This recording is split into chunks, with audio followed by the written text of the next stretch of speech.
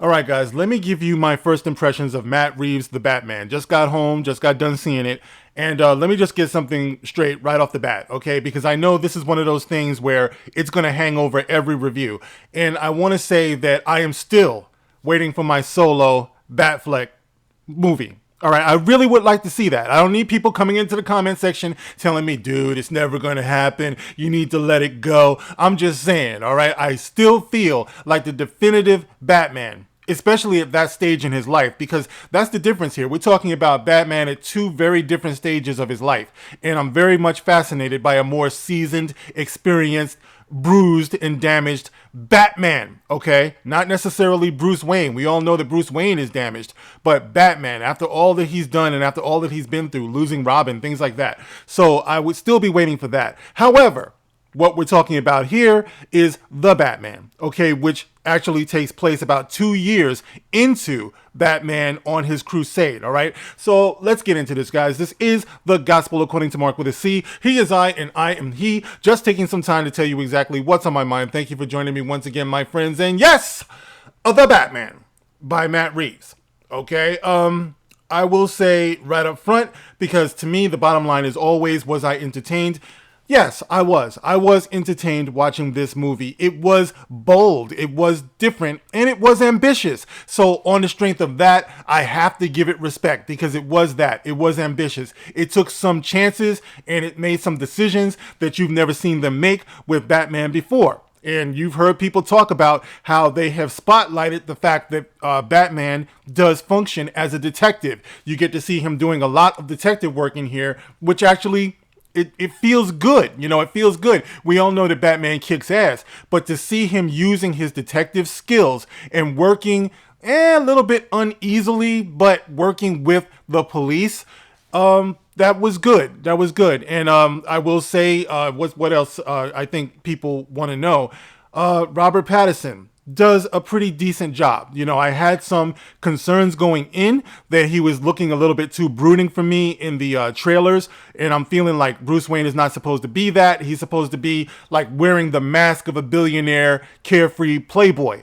But year two Batman and year two Bruce Wayne has not yet mastered that. He's still very much damaged, and he still seems to think that he can beat some sense into Gotham City. You know, he's leading with his fist and his brutality and his rage. He has this saying at this point in his career that he is vengeance. You know, this is something that he has to second guess later on in the movie. You know, but that's the mentality that he's coming with when you first meet him here. So, you know, so he's going off, he's raging and everything. But at the same time, there's a little bit of an inner thing going on with him where he's wondering if what he's doing is actually making a difference. You know, is what he's doing the right way to go about doing this, you know?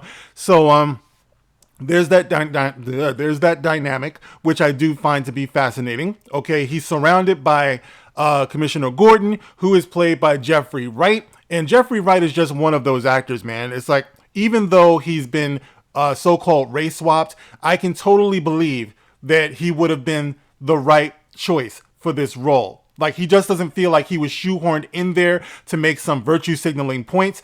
He actually, if you saw him just doing this role, you would, and you didn't know who he was, you would say to yourself, yeah, that's Gordon. You know, that feels like Commissioner Gordon. So it feels good. It feels real. You know, it works for him. So he's able to work with Batman in a capacity where, you know, whoever Batman is not a distraction for him. It's just something that he's doing because he recognizes that the man has some like really good skills here, you know, that he can utilize in everything that he symbolizes. So that's pretty cool.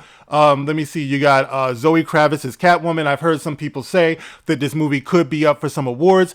Might I add, or might I suggest that it could be up to, you could give it an award for Lenny Kravitz and Lisa Bonet producing A Beautiful Child. Okay, that award it does deserve, because let me tell you, Zoe Kravitz, whenever she's on the screen, maybe it's just me, but I couldn't take my eyes off her. And she's kind of petite for my taste, but she's gorgeous, man. She's beautiful, and she's great in the role. You know, she really does bring it home what Catwoman's motivations are here. You know, she makes it believable. She sells it. You know, she's another one. And we've seen Catwoman be black like 2 other times with Halle Berry and Eartha Kitt. So it's not like it's any big surprise. It can be done. It has been done. And here it's done very well. So the only thing was, yeah, I heard that line that she put in there about, taking it to these white, rich, privileged people and everything. And that was unnecessary. That didn't have to be in there, guys. You know what I mean? So, that was a weird thing too, because it just came out of like, okay, even if I wanted to believe that that's the way that character spoke, the irony that she was speaking to a white guy in a costume wasn't lost on me. You know what I mean? And of course we know, she didn't know, but she's speaking to Bruce Wayne. So like the joke is actually on her, that she's talking to somebody, appealing to them, to that person, Bruce Wayne or Batman, that he wants to stick it to white privileged people, not realizing that her very perception of what a white privileged person would be is actually standing in front of her, damaged beyond belief, like she wouldn't believe. You know what I mean? So that was the irony of that. So that's why that line was just like, okay, I don't know if it was supposed to be ironic or not, but yeah, whatever. There was a lot going on. You had Colin Farrell, who was in there as the Penguin, and he was good, he was good enough. The character was okay. It wasn't like the most penguin I've ever seen before. I don't know why they had to have him in there all made up. I mean, you could have got a bunch of other people who could have played the role a little bit more naturally. I don't think he brought that much to the role, but good for him. It's good to see him working.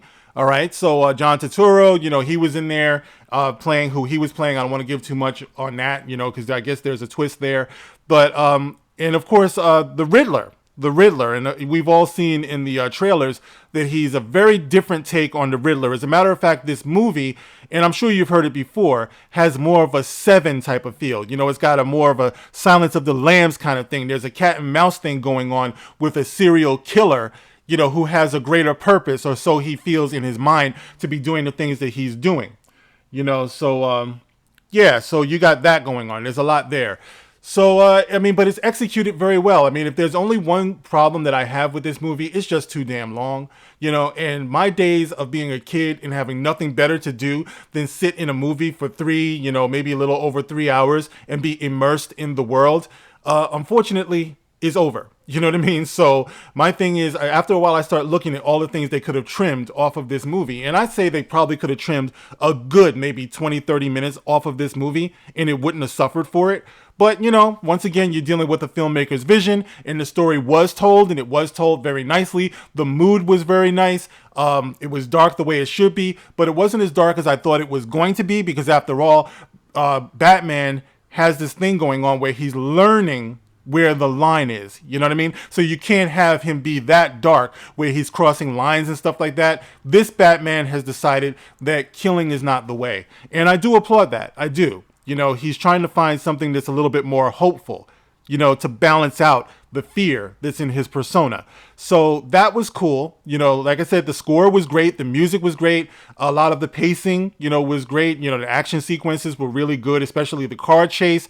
It worked for me. It worked. Like I said, I think the only problem that I actually have with this would be the runtime. That just didn't work for me. But everything else, yeah, sure. I'll give it to it. I don't know if this is going to be the definitive Batman. I still kind of think that, Ben Affleck has got that for me. That's just me. But this, I don't have a problem with people who, if this is going to be your Batman, I got no problem with it. I can't blame you. It was good. It was a good thing. And overall, I think you guys know my rating system.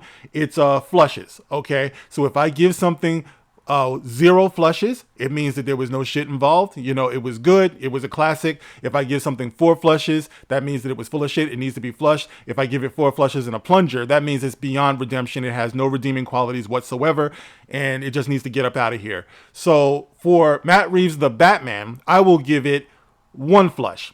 Okay, I'm giving it 1 flush because of that runtime. Okay, otherwise, like I said, for what it was, it definitely got it done. But it just took too long for me, man.